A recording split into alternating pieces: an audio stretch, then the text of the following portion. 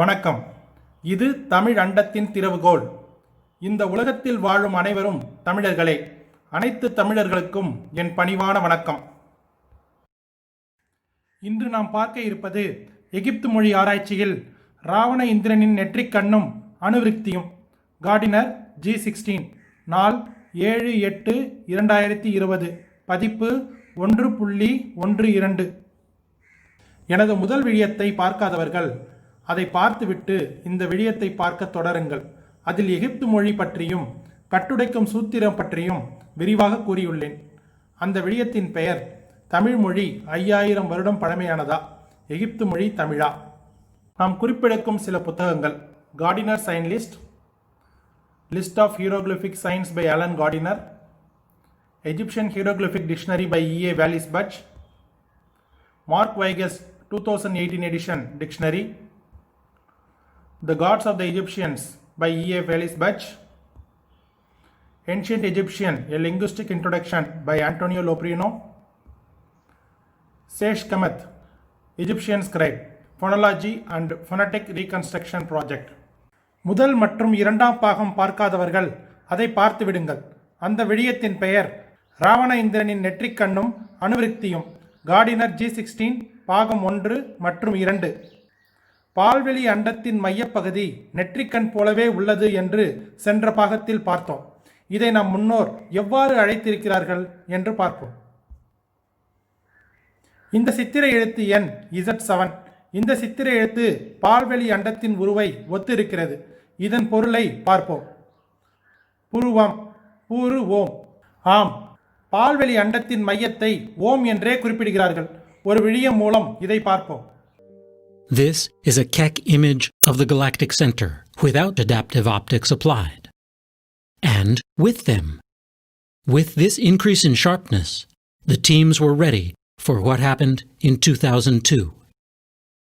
The German team had begun making observations at the new Very Large Telescope array at the Paranal Observatory in northern Chile. In the spring of that year, one of the stars they had been following, known as S2, made a dramatic move. S2 suddenly swooped around the center, accelerating to around 3 million kilometers per hour. The American team saw it too. It had come incredibly close to the suspected black hole. If there had been a cluster of stars in there, S2's path and its light would have wobbled. It did not. This was the evidence the teams had sought. It showed that Sagittarius A star is a single object, without doubt, a black hole. You can argue whether that's definitive proof, but it's nothing short of spectacular. This observation came at a time when astronomers had begun to believe that black holes play an active role in the evolution of the universe. They had found that giant black holes occupy the centers of nearly every large galaxy.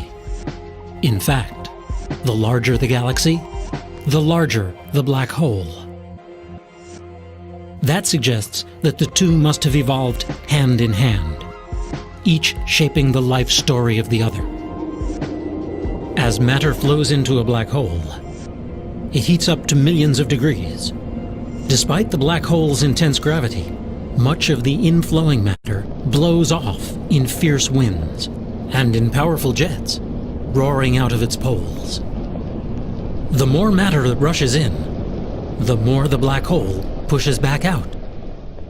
The force and the heat from active black hole outbursts can have the effect of limiting a galaxy's growth by putting an end to starbirth, and also pushing loose gas out of its central region.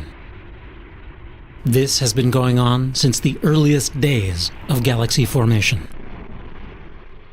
One result: a strict relationship has developed between the size of the black hole and the size of the galactic bulge that surrounds it.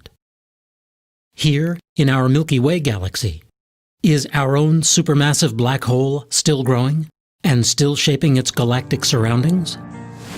Just as the black hole Sagittarius A star finally revealed its existence, it would now show its true colors. The year 2001. Scientists were working to commission the newly launched Chandra X-ray Space Telescope. They pointed the telescope at Sagittarius A star, and by chance, at that moment, it erupted.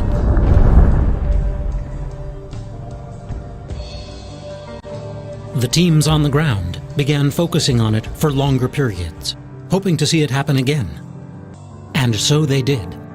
They saw what's now thought to be flares, outbursts that erupt when matter builds up near the event horizon before falling into it. A group of astronomers is now making plans to get an even closer look at these flares, and, for the first time ever, to directly glimpse a black hole.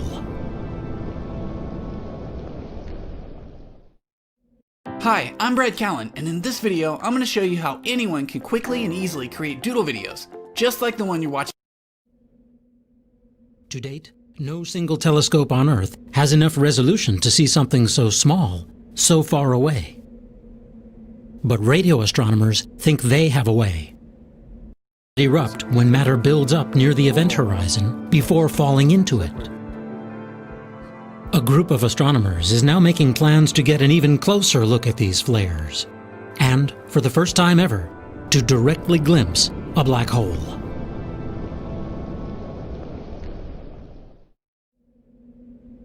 To date, no single telescope on Earth has enough resolution to see something so small, so far away. But radio astronomers think they have a way. By linking observatories around the world, they can create what amounts to an Earth-sized radio telescope.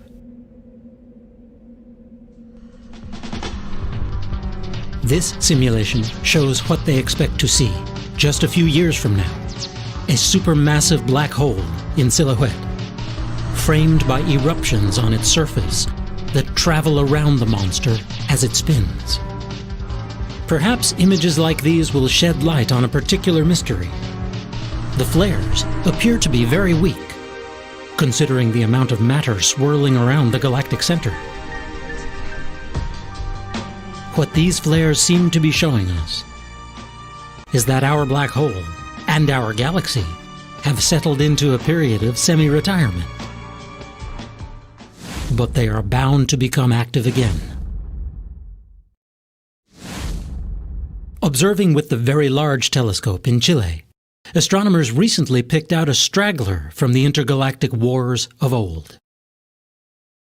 They spotted, deep in the recesses of the galactic center, what's left of a smaller galaxy that had been torn apart by the gravity of the Milky Way.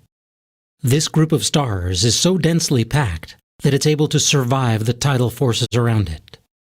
Eventually, it will find its way into the galactic center, where its doom awaits. Most likely, it will be swept into the torrent of gas and dust and stars destined for the mouth of the monster.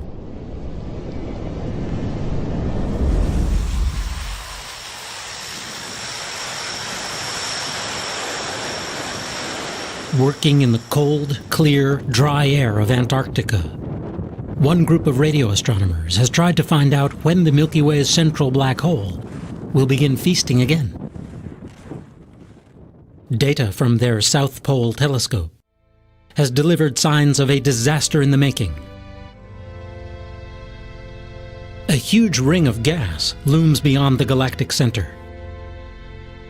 When it accumulates some 300 million suns worth of matter, it will reach a tipping point. The cloud will begin to funnel into a second ring that orbits close to the center. This inner ring will condense, then erupt with star formation, before spiraling down toward the ravenous black hole. As the cloud falls into it, the black hole too will erupt in a blaze of glory visible across much of the universe. Based on these findings, the thinking is that outbursts like this repeat every 400 million years or so. Meanwhile, on one rocky outpost, a safe 26,000 light-years from the turmoil at the center of the galaxy, curiosity continues to reign. We have found ways to track the patterns of change over billions of years that have shaped our universe. And yet, sometimes, it's the small events that feed our sense of wonder. Take the star called S2, speeding around the black hole Sagittarius A star. In 2008, it made its way back to the exact same spot where astronomers had begun tracking it. That was the first time any object has been seen making a complete orbit around the center of the Milky Way. What will happen over the course of its next orbit?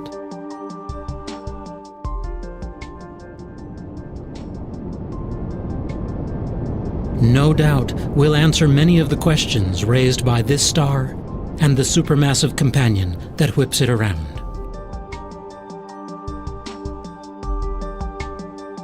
Along the way, we're sure to see things we don't yet understand, that raise questions we cannot yet answer.